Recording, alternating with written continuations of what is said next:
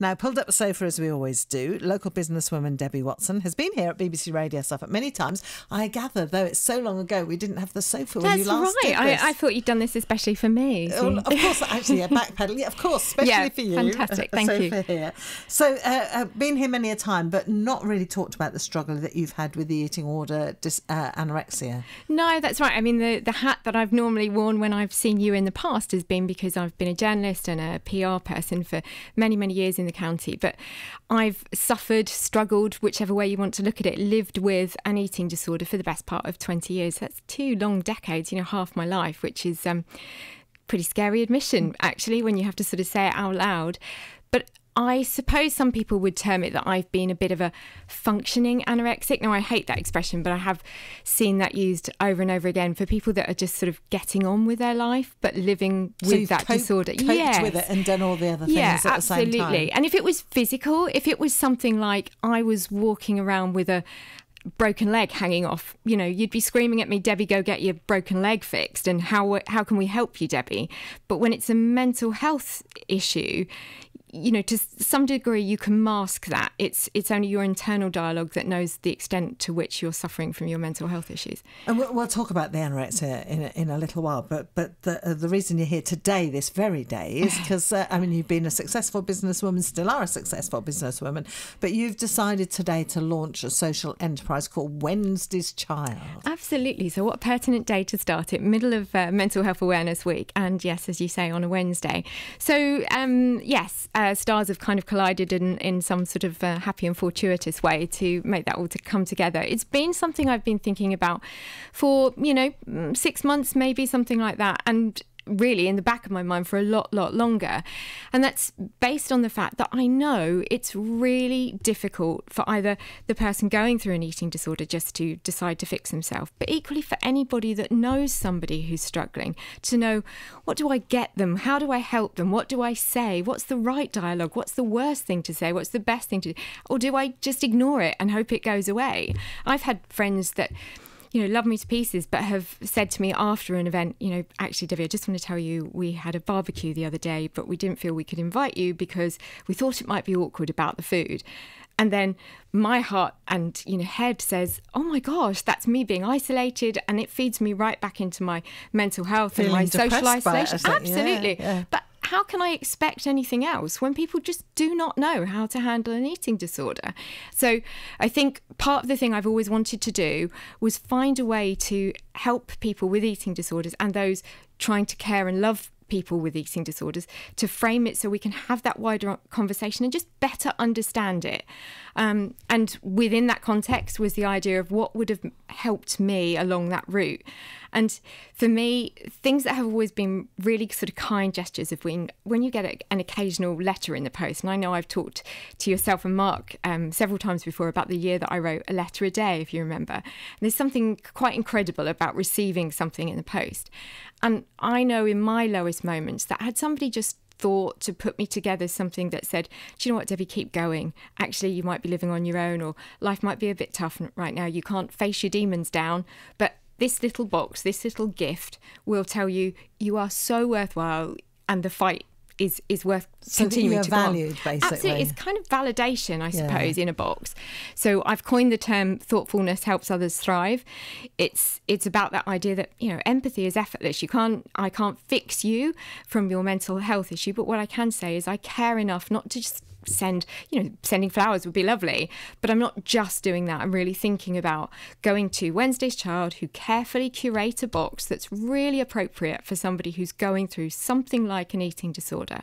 So we've put things in there that are soothing to the body and to the mind. Smells lovely. You've got one here in front of me. This is just a little one as well. Absolutely. So that's just the little size. So there's 3 different sizes. You've got the one that can also be chosen as a subscription box. So we put something in there. You're right. There's quite a whiff coming out. Yummy. Yes. So there's something in there that's soothing for the body. So it might be, a body lotion, or I think in there you've got an eye mask that's soothing that helps you sleep. We've got a couple of things that are sort of nibbly and easy to eat. Bright comfort socks that say you are lovely on the soles.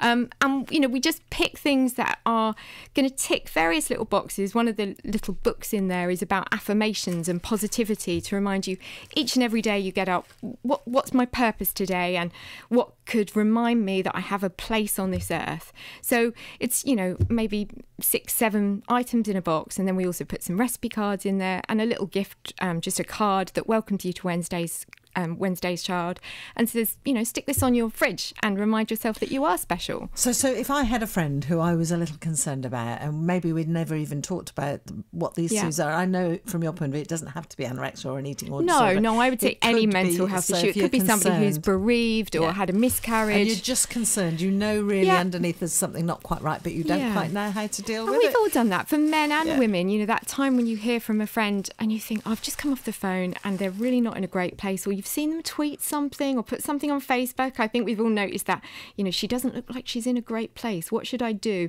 Is it a £35 bunch of Interflora flowers tomorrow? Other florists are available. But, is it that? Or where do you go? How do you come up with something that just feels a bit considerate? And if someone orders one of these boxes, is there because I know you see this as the window through, don't you? Yeah, so this is just a doorway to other help, is that right? Absolutely. So Wednesday's Child also has around it a complete community of activities, services and events, some of which are more specific to eating disorders, others are very general to mental health and would support anybody that's perhaps in a low or, kind of needy place at the moment. So some of the things that we've got on there are things like supportive suppers. I can't tell you how difficult it is when you've lived with an eating disorder for so long to think about going into that social environment of eating. If you don't know the restaurant, you don't know what's going to be on the menu, what's the environment going to be like, will people look at my plate, all those kind of things. So the supportive suppers are about us taking over restaurant venues, small cafes. So, please, if you own a restaurant or a cafe, get in touch. We'll just take it over for an evening, and at maximum, say 18 people, and we'll have somebody come and give a talk or maybe a demonstration about plaiting bread, and then we sit down and we, it's that kind of biblical term, break bread together and have a bowl of soup, have a chat and go away. We don't need to necessarily talk about an eating disorder, but do you know what? It's got you out of the house. It's got you talking about, your well-being and reminding you that socialisation is really important. Would it have helped you to talk to other people? Oh, hugely. Yeah. And I think the trouble is the longer you live with something and the less you talk, the more you shut yourself into that corner of thinking, it's me, I'm the problem, I'm the damaged goods. And for me, the only rescue, if you want to call it that, that's kept me going for the last 20 years is the face that you've seen for 2 decades, which is Debbie, the PR person. Debbie, who just helps other people get their column inches in the paper, gets their PR brand out there. And that's what I do. That gives me a sense of self-worth. But beneath, it's been some times where it's been a really hard battle. And I think it would be true of an awful lot of people that you talk to who are either celebrities or, that you've coined as being successful people. We see so much, don't we, these days about, suicide and mental health suffering that I think so many of us feel the need to wear a mask. So what lies beneath is often really frail. And one of the problems as well that I know you're trying to deal with as well is the fact that even if you do go and ask for help with mental health services at the moment, we know they're really struggling, and you often don't get to see someone for a long time, do you? I mean, and absolutely, as part of this conversation, I want to kind of say from the outset, this is not about criticising the NHS and the provision there is out there, because I know doctors, nurses, I'm incredibly fortunate with the GP practice that I use in Woodbridge, and the nursing staff there are fabulous. But everybody's on limited time. They have limited resource. So no matter how low your BMI, body mass index, so how poorly your weight is, they still have only, a finite amount of opportunity to get you a bed, to get you cognitive behavioural therapy. More often than not, you're looking at about 10-week wait. Well, it might scare you to know that actually eating disorders have the highest mortality rate of any mental health issue out there, which means that either through something like cardiac failure or suicide, a lot of people with eating disorders will take or lose their life. Because you're punishing your body so much. Absolutely. So 10 weeks, when somebody's in a crisis point where they've finally said, I'm going to walk through my GP's door today and I'm going to say, I can't do it anymore. I really need help. And what then? What if they get told, I'm sorry, the door's closed because I haven't got a key for 10 weeks? Well, what I'm saying is the box isn't going to fix somebody, but what it is saying is, Mary, Joe, Jane, here's a box that says Wednesday's Child is a community that you can access here and now today. This is a gift that reminds you you're worthwhile, that the fight is worth doing. Now embrace some of the other events and activities, which in the 10 weeks that we're trying to find you a bed or therapy or whatever that might be, you'll start to socialise. You'll start to feel you're not alone. And if we can achieve that for one person, one family, I mean, I think that would be incredible. And I know you've talked to your GP, haven't you, and some GPs, and they're saying that this sounds a great idea. Absolutely. I've had some support for, one GP has said that she thinks it will be a game changer and has spoken about her absolute frustration that she has, 3 minutes or whatever it is with a patient. And so often she's taking home every night, I wish I could do more. But what else can I do? And sometimes you're talking about people who go home to the kind of, the bosom of a family who loves and supports them. Sometimes you're talking about adults and they may live alone. They may not even live in their home county. We're all very much more kind of fractured families and things these days, so we may not have an immediate support system. So that's where the mental health issue has an opportunity to just grow and grow and grow inside you if somebody else isn't helping you stop those issues. And of course, even if you are having treatment at the same time, you could do this alongside it, can't you? I know in your notes something that struck a chord with me was that we're either ill or we're not ill. Yeah. And there's none of that in between you. You're either in treatment or you're not in treatment. No, and if somebody said to me, are you in recovery or are you recovered, Debbie? Well, when do I know that I'm recovered? How do I know, Lesley, that my mental health is actually any stronger than yours today? Because in any given day, I don't know what's going on for you. I don't know what's going on in the back of your mind. So we can only make a judgment about where somebody is in their mental health journey. It's fascinating, and it's a social enterprise because the money that you make will go back into the business. Yeah, absolutely. So it's not a profit-making thing. No, it's to plough money back into raising awareness and to proactively do things to help people in their recovery. And the ultimate aim would be to build a daycare centre, ideally here in East Anglia, which would allow people to say, okay, having a bad day today, just want to book in for a lunch maybe and a supper, maybe a yoga session, maybe a session just to sit down and talk with somebody. And so just a drop in where people can go. Absolutely. So, So, a long way to go, but that would be an amazing goal. So how do people start? Is there a website? Is that the place to go? Yeah, so wednesdayschild.co.uk is the website, and we're all over social, as everything is these days, at We Are Wednesday's Child, and you can start to follow us, and we're telling the stories about the suppliers that are working with us, and it's amazing, some of the people behind the socks company or the chocolate company who say, actually, I have experience of mental health issues, or I have a member of my family who's been through something. So the empathy we've had even from them has been wonderful. It's fascinating, amazing. Isn't it? The more we talk about it, the more, hopefully, the more other people will come out and talk about it as well. The emails I've had in the last few hours, just since, it's kind of been announced, it's been incredible. And often from people that I've thought, wow, I didn't think I'd ever be talking to you on a level about mental health. So that's been really quite interesting. On the Sofa with Lesley Dolphin on BBC Radio Suffolk. Oh, it's at 3:24. So I don't know. Did we do this last time? You were here. Key questions. No, I must have got away with it last time, haven't you? Okay, she says, digging in. Right. Okay. Which has been your favourite fashion item over the years? Oh, my goodness. I can play a bit of music if you want time to think about it. Wow, that's interesting. I suppose you're going to say, actually, kind of snuggly jumpers a lot of the time. One of the worst things about having an eating disorder is the amount of cold and just always having some kind of, amazing jumper. But, oh, gosh, no. When you were young, was there anything in particular? What was the fashion? What would have been the fashions? Oh, so I was born in 1978, so we had some ludicrous kind of colours going on, didn't we, in the 1980s? And that was all about, leg warmers and, and trying to deal with curly hair at that young age and pre-GHDs and awful. What's interesting now, though, you talk about fashion, and we had this conversation yesterday in the office, was about how much things have come around again. I noticed that over the winter last year I was loving wearing kind of dungaree dresses, pinafore dresses. I love pinafore dresses. It means I can put a nice chunky roll neck underneath and keep nice and warm. But it just reminds me of seeing my mum in those kind of dresses, Those things have come around again. Just what goes around does come around if you wait long enough. Yeah, absolutely. Well, I was intrigued, and we'll talk more about anorexia and how it may, if it's possible to talk about how you feel with it as well. But would your heart have sunk if that had been really biscuits? Because it's in a biscuit tin. No, and that is actually, it's one of the kind of myths that I'd like to sort of debunk around people that perhaps don't understand fully around eating disorders. And that we go back to that friend that said, I wasn't really sure whether I should invite you. So for me, I'm a nibbler.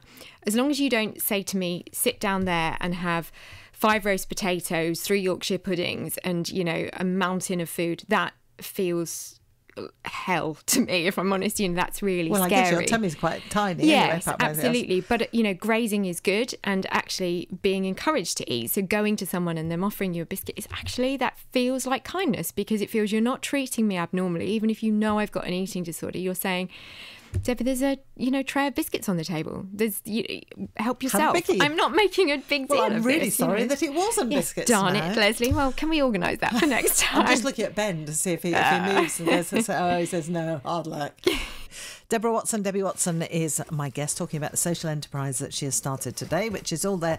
The whole idea is to just help people on the journey if they're coping with having something like an eating disorder, or and I know you hope it opens out to other mental health issues as well, because the journey's coping with whether it's panic attacks, all those sorts of things. Yeah, absolutely. Anxiety, depression, stress. I mean, we hear those words a lot, particularly this week. It's Mental Health Awareness Week. So I think if you know somebody that is just having a bit of a tough time. The other thing I'd love to hear from sort of HR directors and line managers who think, when I've got someone signed off sick because they're having a bit of a struggle, they might be caring for someone at home, is there something I could send that just feels a little bit more considerate? And what you're doing is, you're not just giving that money for the gift box straight back into a commercial enterprise, you're giving it to somebody, an organisation that really wants to make a difference to other people. So, and equally, if you want to take a subscription out for 100 people, then that's great too. If you've got the money in the philanthropy model to do that, that's fabulous. Have a look at the website or on social media and so on. You will see it around and about. You can look at, I know the local newspapers, you're on there online at the moment as that's well. Right, as well. So Wednesday's Child is what it's all about. So I'm not going to ask you if you're cured or if you're just, so anorexia is what you had or have. How does that affect you now? How does it affect me? So I'm on a journey with it. Whether recovery ever has a full stop, I'm not sure about that. I think it's something that's always going to be a bit of a gremlin on my shoulder. I'd like to think I'm embracing the mission of recovery a whole lot better than I ever have been. And in part, actually, that's been about focusing on Wednesday's Child and realising the difference it can make. Well, that's no good to anybody if I don't stay strong and look after myself and get out there as an ambassador talking about these issues. So if you like, that's really giving me some motivation and momentum. Day to day, I don't actually think I let it affect me too much. I'm an incredibly hard taskmaster on myself. I'm out of bed by sort of 4:30, 5 o'clock every morning. Just always have been. I like the mornings anyway. But you used to swim, I did. So I used to swim competitively, and so we had morning training sessions regularly. And I think you're either a morning or an evening person. I mean, don't try and talk to me after about 9 o'clock at night, Lesley, because I can't have a rational conversation unless I'm beavering away getting some last minute press releases done or something. But I'm definitely a morning person. Embrace the dawn. That's what I think. So yes, I'm incredibly driven, and I don't let the mental health issue get in my way. Where you might see it, if you knew me really well, would be I'll often say, well, can we meet for coffee rather than over dinner? Or sometimes when I'm not feeling so great, I tend to isolate a bit, and that's where my better friends find themselves kind of nudging me out a little bit more. So do you make sure you eat the right foods? Do you try and make sure that you do have a reasonably healthy diet? Actually, so I'm beginning to have a problem with the whole healthy eating thing. No, I understand that. So one of the issues it's really bothering me is diet dialogue and clean eating, and even I'm probably going to get some criticism for this, but even things like veganism and jumping on the bandwagon of what kind of eating issue have you got? Gluten-free? Have you got an intolerance to this, intolerance to that? 20 years ago, it was hard enough to try and, for my family, to try and help me on a pathway to recovery from an eating disorder. But you look at it now, here we are 20 years on, everybody talks about clean eating, healthy eating, mustn't eat that, or you mustn't eat sugar. Lesley, what are you talking about? Biscuits, you mustn't eat sugar. Even my nieces will mention and you must eat fat, but then there are other diets that say you and then can. next week we'll say it's the wrong thing. You're right. Intermittent fasting, should we be trying that? And I think there's so many things we're jumping on the bandwagon because, the government's approach is we've got a problem with obesity. They're talking about, taxing sugar, even things that start to make me very nervous. So things like putting calorie counts on menus in restaurants. Is it a good thing? Is it a bad thing? Well, I can tell you, for somebody with an eating disorder, it's a nightmare, because if I see it, it's going to influence that decision. It's certainly not helpful. So everything that's being done to stop us going, too far one way could potentially cause some harm the other way. So you do still have that leaning, do you? So it is still something you're very conscious of. You still wouldn't want to pig out on a meal. You wouldn't eat. No, would you eat an ice cream and feel guilty? Well, I've certainly improved in terms of, like, I will snack unhealthier things than, it used to be very kind of, I'll this but not that, and this but not that. Whereas I'm certainly much better. But I think once you've had any kind of diet dialogue in your head and sort of eating issue, I think it's probably always there a little bit. But even someone like me who has not had an eating disorder, but I have all my life dieted and non-dieted, and so it's sort of something we're almost influenced by, don't you think? Yeah, and I think if you're on social media as well, all it then takes is you spot a friend who says, oh, I've lost 2 pounds this week by going on this diet, or I've run 5 miles this week, and then you're all of a sudden, I notice you wear a Fitbit. You're, actually, have I stepped that many, covered off that calorie count today? And for me, that's one of the things I had to do. I had to ditch a Fitbit. I wore it incessantly, and I was convinced that I needed to clock up so many steps. So on the one hand, you've got the kind of, are you consuming enough calories to maintain your body? It might actually mystify some people to know, did you know that the brain takes something like 500 calories just to function in a day? That's without you really getting off the sofa, dare I say it. But, so beyond that, it's about what exercise are you doing, what foot count are you kind of notching up during the day. For me, I had to lessen something. I'd become obsessive about the amount I ran or the amount I was moving, that kind of excessive activity. Do I need to take the stairs as much as I do? This is almost the reverse of everything we tell people to do when they're too sedentary. So, you must take the stairs rather than the lift. Well, so for you, you've got to start thinking, for goodness sake. I just have to take it back a bit. Yeah. So take me back. So when did you know, or when did you start to get the symptoms that you recognise? So I was at university. And I would have been about 20, and it had been a perfect storm of issues that had started to come together. I'd not been a confident child. I'd suffered a lot of bullying during my primary school years and then into my high school years. Various things collided, and I think I went away to university thinking this will fix it. I'm going to be this brave, heroic, I'm really confident. And certain things happened then when I was away that actually were just, if you like, just the tipping point. And then at that point, you're away from the norm. You're away from the people that know you really well, the eating regime that you're used to. And it becomes easier to mask because nobody knows what your normal is. And it was very quick. I can't even remember that decision process. I can't remember thinking I must take control of my food. I can't say that happened for me. I just know it happened incredibly quickly. And by the time I came back home, to be with my family after sort of a 3 or 4 month semester at university, I'd lost an enormous amount of weight. I think so much so my mum went through shingles. It was such a shock to her. And of course, we were in days when I think I did have a mobile phone at the very last term of university, but when I started, it wasn't. It was one call box in a halls of residence. Yeah. So you weren't doing a video call with your family every night, and they weren't seeing, she's looking a little bit unwell, we must jump in the car and go and see her.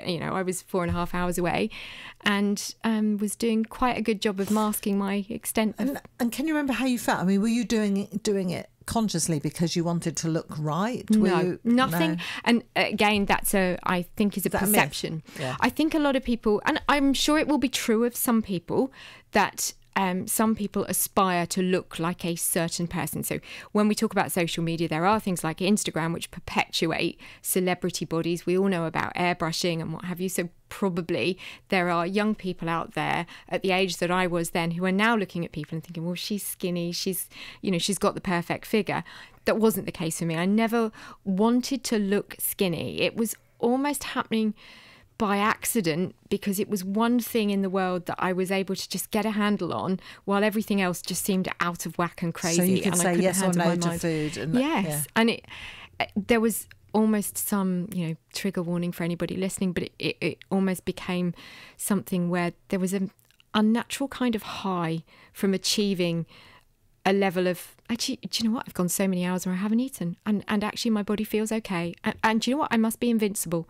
And oh my goodness, I'm getting up at 5 a.m. in the morning at university because I'm student. I was the student newspaper news editor, so I would get out of bed and I would walk to the news office that we had and write the pages for that. Then I would go to lectures, and we had quite full-on lectures initially, and I'd go to my lectures, and then you'd still want to be seen partying at night. So you could very quickly make yourself she's a busy person. She's very productive. You know, she just doesn't seem as if she stops. And actually nobody's really looking at, well, do you know what? In that time, she's never eating.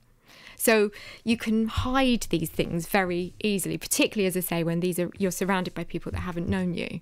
So when did you know yourself it was wrong? Or did you always know it and deny it? And when your mum was worried, what did you say to her? I mean, as soon as I came home to the family, it was just so obvious that I was painfully thin. By then I can remember kind of, you know, safety pinning my clothes on, because by the time I came home, I became really obsessed with not wanting to spend money as well, which is an odd thing that people talk about with deprivation disorders like eating disorders. It often filters into other things like money. You become less comfortable treating yourself in any way, which is a part what's been in my mind around the gifts and the treats for Wednesday's Child, because you start to feel so unworthy. So even if you now are, you know, 3 sizes too small for the jeans that are hanging off your backside, and you're having to safety pin them or wear a string around your trousers under your jumper just to get to your lectures, I'd rather do that than treat myself, because actually I was in such a mindset of, I don't deserve this.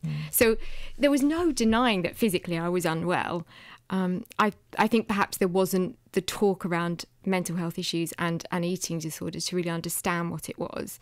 I do remember seeing a leaflet at some point in my student welfare section and thinking, oh, that's where I'm at. That's where I'm at. And in the latter years, and I've talked about this on the Wednesday's Child website, in the latter years, one of the final parts for my final year project was to write a double-page spread of your choosing about a topic. And I wrote, having still never discussed it with my tutors about what I was going through, I wrote the headline, Stress, Study and Starvation.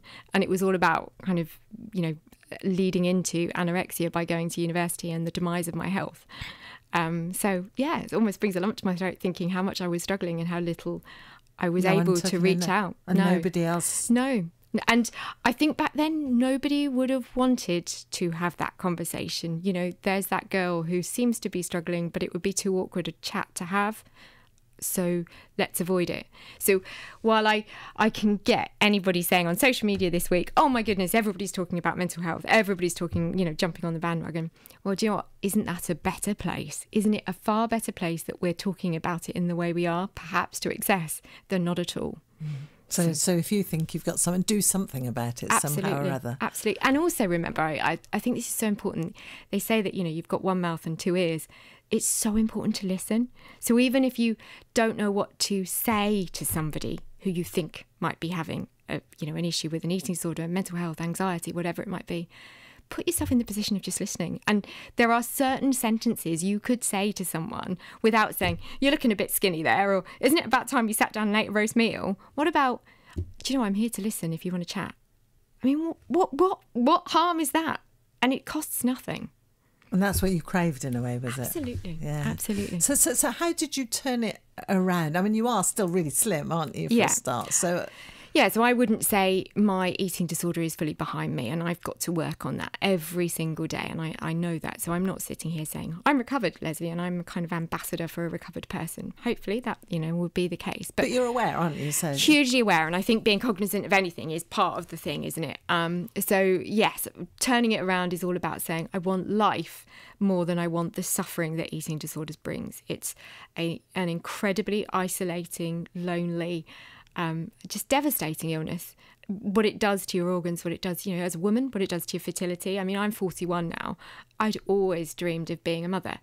And I have to say, you know, one of the first things that starts to go when you mess with your body weight is often your menstruation. What we know after so many years of not having regular ovulation, then the likelihood is you may have impaired your chance of fertility. If I could say to one girl out there that's kind of a few steps off becoming where I was at 20, don't do that. Don't give up the chance of being the wife, the mother, you know, the strong, you know, life-embracing person that you would want to be. How do you hope how do you hope to help other people then? So, because for you it might always be a struggle, you're saying, really, aren't you? Yeah, I think less of a struggle in that openness is incredible, isn't it? Because once you know that everybody's sort of a little bit more in the picture, they'll talk to you. Absolutely. So that's why I've said to you before, empathy is effortless. And just by showing empathy, that's amazing. You can't necessarily give somebody that pill that will fix them from their eating disorder or their depression, but just the more people that know and are having a conversation are saying, okay, I get that she's got a bit of a struggle and that may really be quite hard for her, but I'm going to think about what could I do, what could I say, what could I not do that just might help today. I think, if Wednesday's Child helps us deliver some of that, it would be amazing. One of the things we've launched is an empathy program, which corporates can ask us to come and deliver.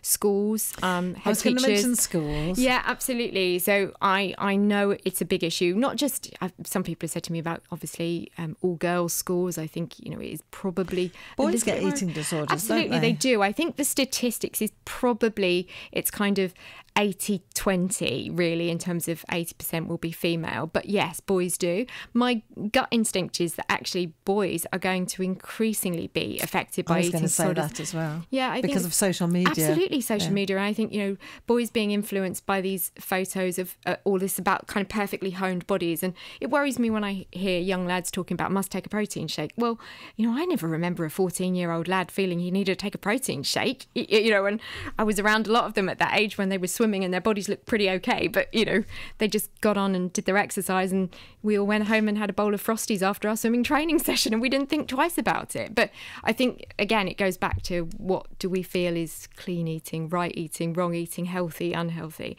So so the empathy training will feed into schools and the opportunity for them to embrace it, either for their pupils, but equally for teachers and for anybody that's working on student welfare.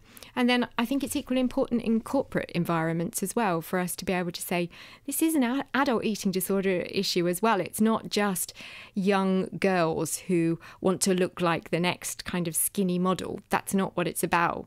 And I think increasingly we'll talk that obviously when people talk about eating disorders, often they're thinking about bulimia and they might be thinking about anorexia. So they're perhaps the sort of known labels. But I think increasingly we're going to see people with disordered eating, which may just be cleaner eating to the excess. So you may have heard the term orthorexia. So it's that need to just, I can't have this and I'll only eat this, but I haven't got an eating disorder. I'm just choosing to only eat this. Well, at what point do you say, actually, that's taking control again, isn't it? My colleague has a problem because now my colleague is no longer coming out on evenings out because my colleague is worried about what she's eating. Or my colleague won't sit in the staff canteen at lunchtime because she needs to go and walk 5 times around the block, whatever that might be. So I think seeing those signs is really important.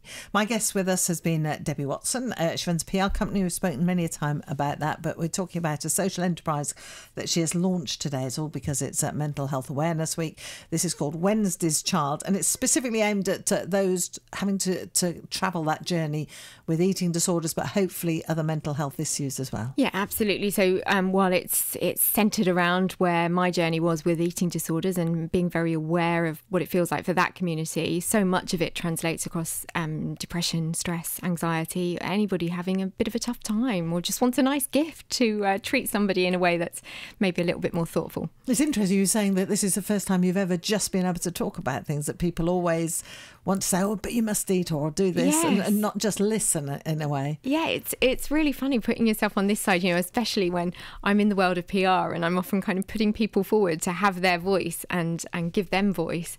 It's only by doing this I realise that very often I've sort of stifled my own voice and something that's obviously been inside me that I've needed to talk about and give some narrative to see if it can help other people. It'll be interesting what happens. And I know you want to give a shout out about Suffolk. Yeah, that's really appropriate, isn't it? So shout about Suffolk. I mean, I'm working with them on a PR level as well, but actually I really do owe it to Paddy and Toby there, who did kind of help me motivate to get this off the ground, because I think it's one of those things when something is so close to your heart and it's an idea that's kicked around in your soul for a while and you've thought, I think this might make a difference. sometimes it takes somebody else outside of that remit to say, this is an incredible idea, go for it.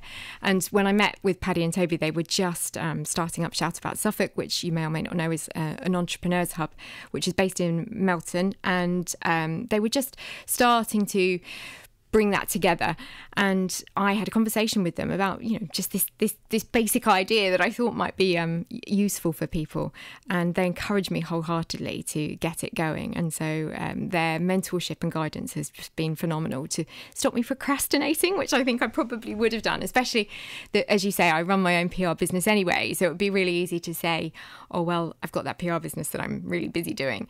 But I think I'm somebody that likes to drive myself very hard and put in lots of hours, so I can comfortably do the business that serves other people, but also something that feels very close to my heart and hopefully will achieve a kind of greater good aim. Are you pleased? How do you feel? Today is day one, isn't it? Launch day. Yes, I think now that it's kind of out in the open, it's I do feel really pleased. Yes, there's a level of anxiety when you're leading up to things, thinking how will people react, particularly when people have known you with Debbie the business person hat on, and I wondered how people would judge that. And I'd hoped that the fact that we're talking so much more about mental health would make it more likely that people will be a bit more receptive.